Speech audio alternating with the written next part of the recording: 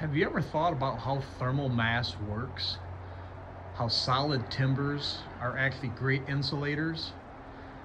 You know, all the old mountain men and trappers and settlers, pioneers, they were looking at just how to create some shelter to get out of the snow and the wind. And, I don't know who came up with the concept, hey, let's cut some logs down and stack them on top of each other. Sort of interesting. We're still using the same concept today. But they were just using whatever they could for shelter.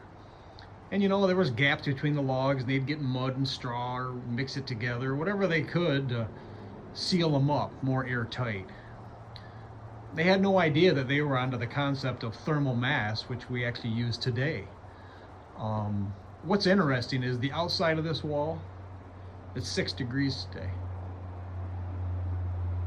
This log is 6 inches thick, and it's 6 degrees outside today. So on the inside,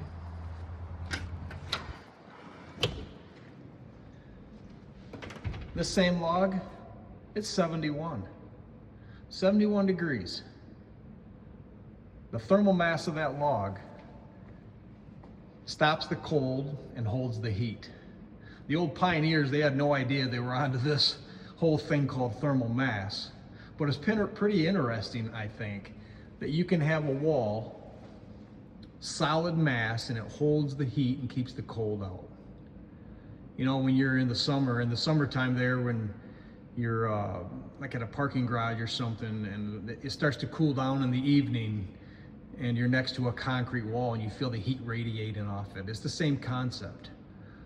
Logs hold the heat longer, and they actually hold the cool temperatures longer, like for air conditioning and so forth in the summertime.